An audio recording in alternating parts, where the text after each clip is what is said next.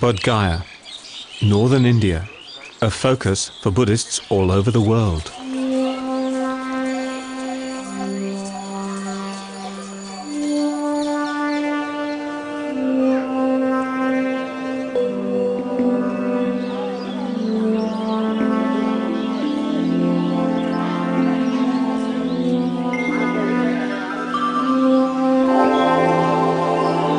"2,500 years ago, on this very spot, Buddhists believe that a man called Siddhartha Gautama sat down to meditate and experienced an extraordinary, shattering insight. He became a Buddha, meaning one who is awake to the truth.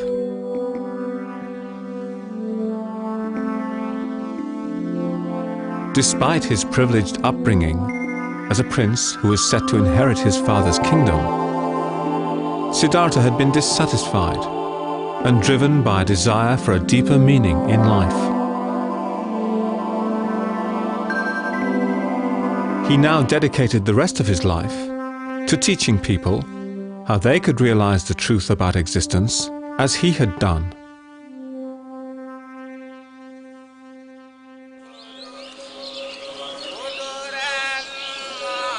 Today, all over the world, millions of people are looking to Buddhism and practices such as meditation. With its message of peace, Buddhism is attuned to our needs in the frenetic modern world.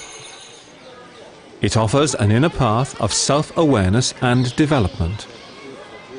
Its clear insights into the nature of reality are as relevant now as they were 2,500 years ago. Buddhism is a spiritual path for today. Buddhism has come to the West in many forms, such as Tibetan Buddhism and Zen.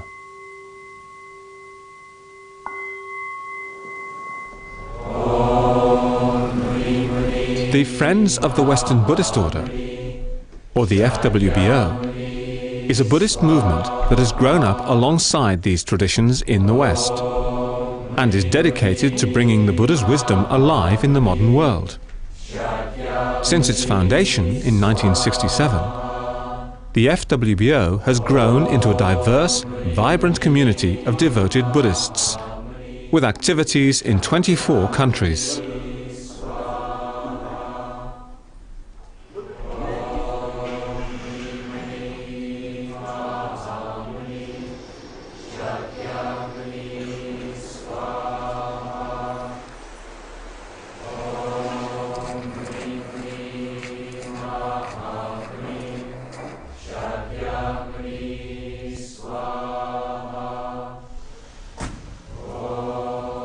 The FWBO developed through exploring the principles that support the practice of Buddhism in the modern world. We'll be looking at the FWBO approach to Buddhism and seeing how Buddhism can make a difference to our lives right here, right now.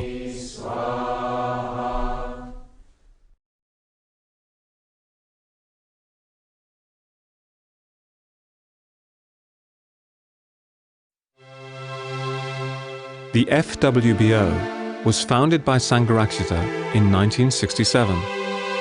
Born Dennis Lingwood in London in 1925, he developed an interest in Buddhism as a teenager.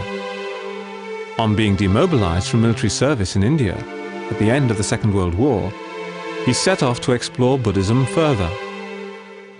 Eventually, he was ordained as a Buddhist monk and settled in Kalimpong, a town in northeast India on the borders with Tibet. Whilst in Kalimpong, he mixed and studied with many different Buddhist teachers, including leading Tibetan lamas. He always wanted to follow a non-sectarian path, believing in the underlying unity of all schools of Buddhism. Through his writing, he became well known in the Buddhist world and also helped to revive Buddhism in India, particularly assisting in the conversion to Buddhism of millions of people who were considered untouchables under the Hindu caste system. These new Buddhists suffered from appalling prejudice under this caste system and Buddhism offered them a new path of dignity and hope. Whilst teaching among them, he became aware that Buddhism must address itself not just to the individual, but to society at large. Sangharakshita returned to England in the mid-1960s and found there a burgeoning interest in Buddhism. He decided to dedicate his learning and experience to meeting this interest. In 1967, he founded the Friends of the Western Buddhist Order, and in 1968, he founded the Western Buddhist Order itself, a new spiritual fellowship of people committed to following the Buddhist path under Sangharakshita's guidance.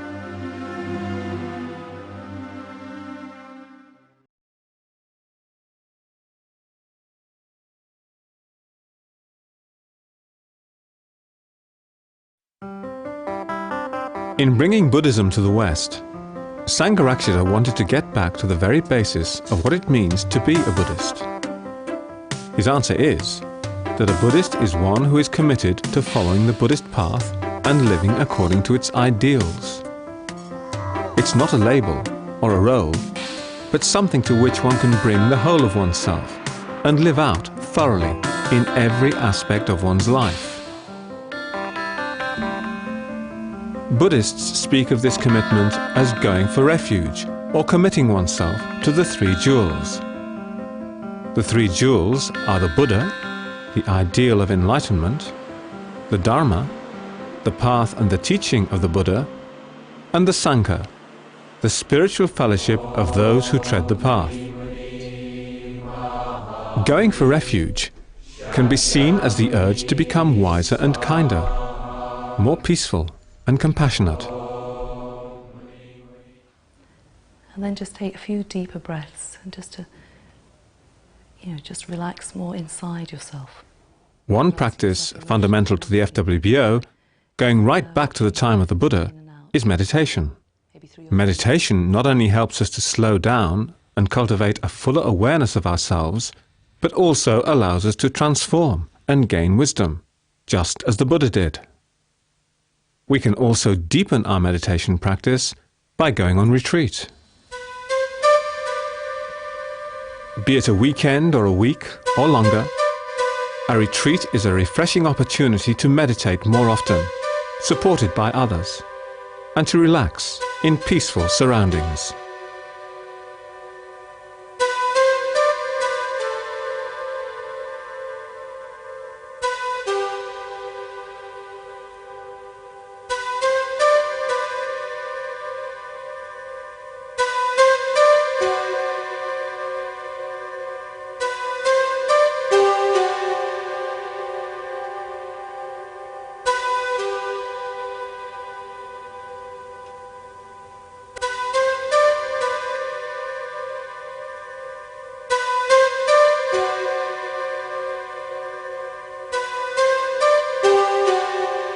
Studying the Dharma, the Buddha's path or teaching, also helps us to transform ourselves.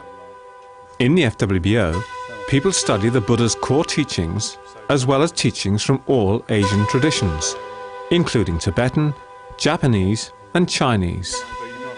But Buddhism isn't something just to be understood intellectually, it's something to be expressed emotionally. So in the FWBO, there is chanting, puja, and ritual on festival days.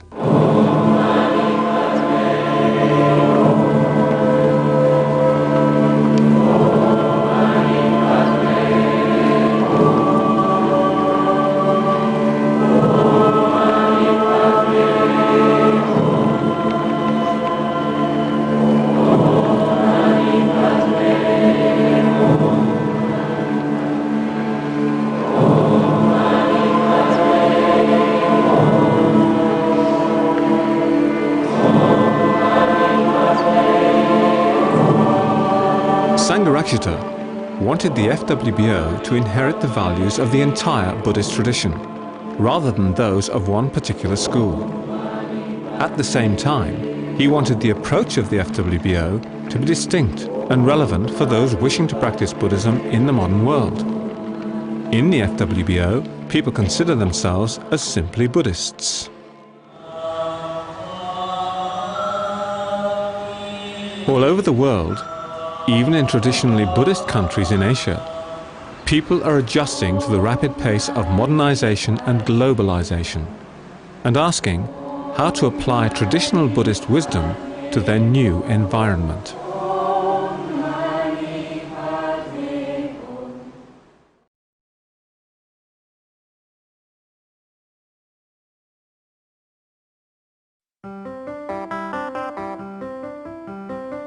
We live in a very different world from the Buddhas. For most people, the thought of taking to the road as a homeless wanderer is a bit of a fantasy.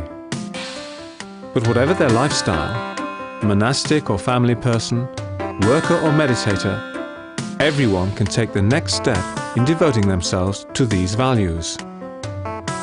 The FWBO does not distinguish between lay and monastic lifestyles as representative of one's commitment. So one can commit oneself at whatever level is appropriate to one's circumstances.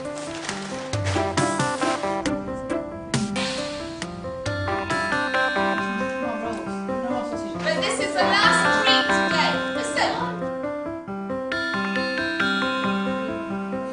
In the FWBO, there are various levels of commitment. One of these is becoming a mitra, which means friend. Becoming a mitra involves a simple ceremony where a person publicly affirms their commitment to practicing Buddhism within the FWBO.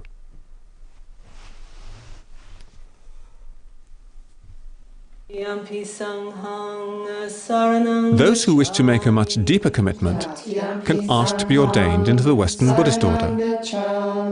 Again, this does not require a particular lifestyle, such as becoming a monk or nun. It primarily means making a commitment to the three jewels and following the 10 ethical precepts. Ordination is a symbolic statement of one's desire for an intensified spiritual life and to move towards enlightenment. Usually, preparation for making such a commitment takes some years of meditating, going on retreats, learning more about the Dharma and the principles and practices of the FWBO. At ordination, one receives a new name, expressing one's spiritual qualities, and a kesa, a symbol of ordination to be worn on public occasions. This is emblazoned with the symbol of the three jewels.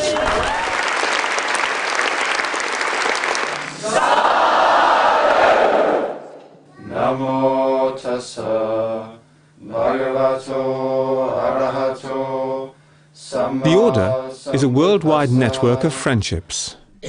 Order members are committed to attending weekly meetings with other local Order members and various other Order gatherings.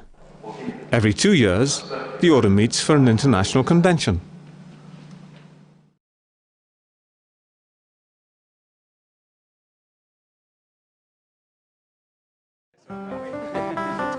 The FWBO is open to anyone, regardless of age, race, color, nationality, class, education, gender, or sexual orientation.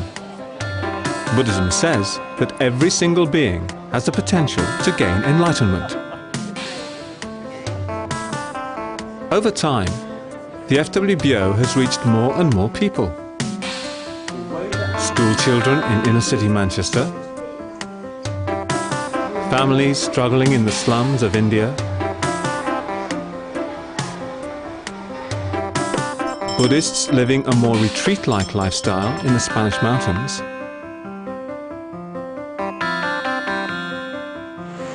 communities emerging from ex-communist countries like Poland and Estonia. The FWBO is unusual in the Buddhist tradition in ordaining men and women equally. Both sexes have the same responsibilities and duties.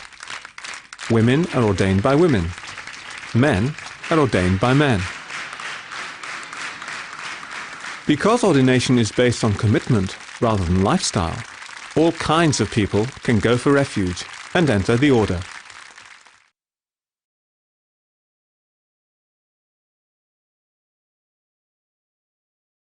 So long as all have not attained to peace. What do you want? There's shoes in there. Whatever situation we find ourselves in, we can use the opportunity to practice Buddhism. Prasadu is an order member who lives in Yorkshire, in the UK, and has been ordained for 10 years. He sees his Buddhist practice very much in the context of his family life. In my case, I chose that I wanted a family, and the family, I'm sure, benefits from my spiritual practice. And I certainly benefit in developing certain qualities by having the children and helping to bring them up in the world. Okay, come on, Johnny. There are many different lifestyles possible to lead, and there are many different lifestyles that are conducive to the spiritual life. What we say is that commitment to the spiritual life is primary, that's the most fundamental thing. And lifestyle is secondary to that. So it's possible to live in a monastic-like situation, possible to live with a family, possible to live in a community, possible to live on one's own. It's the commitment that's much more important than the lifestyle. All right, come on. You do all Have you done my enough homework. reading? Shall we do the words now? Most of us will have spent most of our lives in work. In the FWBO, we value teamwork as a means of spiritual development. Windhorse Evolution is a wholesale retail company that sells gifts from around the world. Here, at its warehouse in Cambridge, it employs on average 90 Buddhists and has an annual turnover of about £9 million. Windhorse Evolution is known as a team-based right livelihood business, and people who work here do so because they see their work as an important part of their spiritual practice. They also enjoy working with like-minded people in an atmosphere sympathetic to their spiritual needs. This space doesn't differ massively from an ordinary warehouse and offices, but I think it differs in the sense that it's definitely been designed around our particular needs, particularly the need for space for ritual and team meetings, and to include a friendly working environment whereby people can be in good communication with each other. The more aesthetic you can create and make your environment, the more your mindfulness can expand into it, because in a sense I think beauty encourages mindfulness. So I think if you just treat the space that you have as sympathetically and as beautifully as possible, then that will bring out sort of spiritual qualities, if you like, of mindfulness. May the merits gained in my acting thus go to the... In theory, at least, we would try and treat the place as though it were an urban monastery, and attempt to be mindful and friendly and positive at all times. Windhorse employees do not work for wages or salaries, but rather on the basis of give what you can, take what you need. This means they are financially supported according to their needs. As far as possible, they try and live a simple life, using as little of the Earth's resources as they can. The object of the work at Windhorse is to work as mindfully as possible in a spirit of harmony and cooperation with others. An attitude of friendship is greatly encouraged as a diverse workforce from around the world comes together. Windhorse also encourages individuals to grow and take on responsibility according to their personal capacities. If they feel under pressure or in need of support, there is a positive context in which to discuss issues. The environment of trust and support also helps people to develop spiritually. Many FWBO Right Livelihood businesses have been set up to make money to support meditation and Dharma teaching around the world. Therefore, they aim to make a profit through trading ethically. Windhorse Evolution and other team-based Right Livelihood businesses are part of the FWBO's experimentation in ways of applying Buddhism in everyday life. There have been some successes, some failures, but overall, much has been learnt about how to make connections between spiritual practice and the world we live in.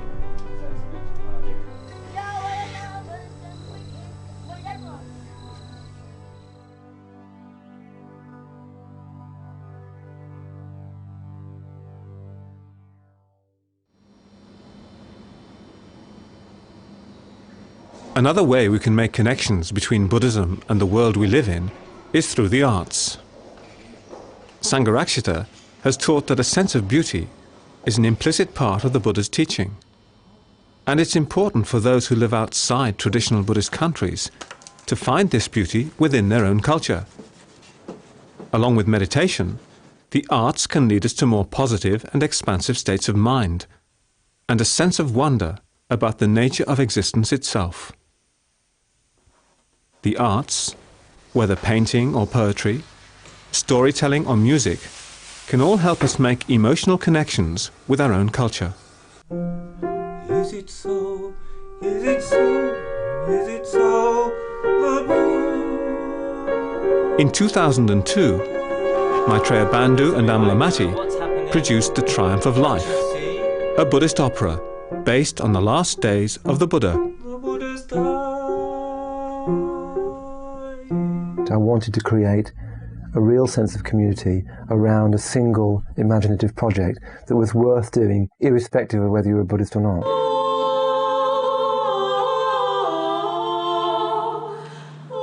While I was writing this, the events of September the 11th happened in New York. The world is in so much need of beauty, of meaning, of some sort of something sort of really creative, trying to rather than destroy and negate, to nurture and create beauty, to find some expression, to look for some sort of truth. It was exciting at times, just walking on the stage and thinking, good heavens, here we are. Because it would just start as an idea. And then suddenly, there you are at a theatre and people come in. And it's really rather miraculous.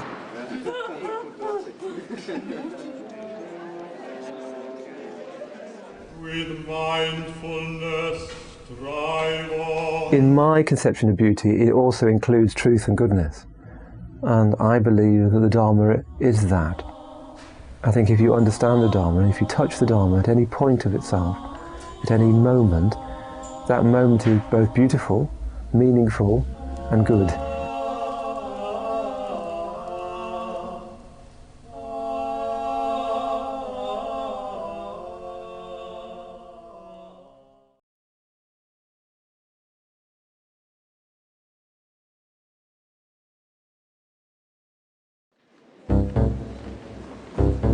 The FWBO is dedicated to creating a culture where people can form rich, meaningful and affectionate friendships. The Buddha spoke of Kalyana Mitrata, which means friendship based on a common commitment to the ideals represented by the Buddha, Dharma and Sangha.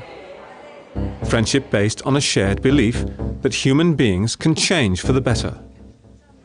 Friendship is a human need, and in the FWBO, the spirit of friendship underpins all activities. One example of people sharing their lives through friendship is Buddhafield. Buddhafield started off as an experiment for those who wanted to live and teach the Dharma outdoors in the natural world. It now has a small permanent site, runs a varied program of retreats, and tours festivals of alternative culture in the UK. The Buddhafield Festival attracts over 1,900 participants annually. Buddhafield is a great way to reach a variety of people, particularly those who would not come to a Buddhist centre in the city. It attracts a lot of young people. The Buddhafield team consists of those who teach meditation and those who work in the cafe. The Buddhafield Cafe team meets to meditate before starting work. During festivals, the cafe opens at 9 for breakfast and closes at midnight. It's a lot of work for the committed team, who work in 3 shifts around the day. Before work, they have a check-in to see how everyone is, and whether they need to be aware of each other in any particular way. Friendly cooperation is an essential part of working together. The team also encourages volunteers, who may choose to work 1 shift or a whole summer. It all depends on what they can give, but whatever it is, their efforts are much appreciated. Generosity or dana, is an important practice for the Buddhafield Cafe team, as they try and stay caring and attentive to their customers and each other, whilst working very hard. The customers benefit greatly from the good food and kindness in the cafe, as do the cafe team, who view work as an opportunity to change themselves.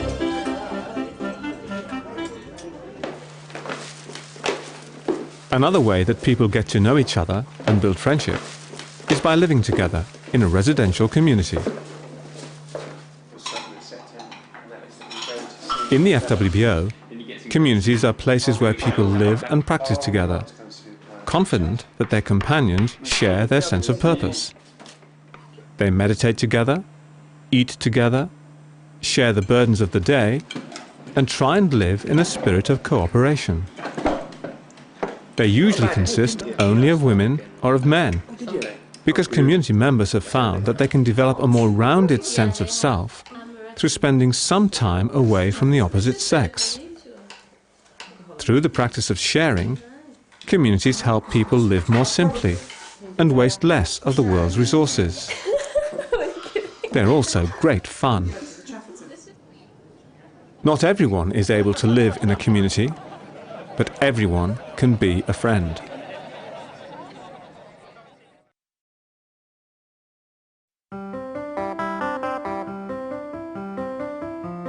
In this program, we've been introduced to the FWBO. We've seen what it means to be a Buddhist in this modern tradition, and that commitment to the Buddhist path can be lived out in a variety of ways.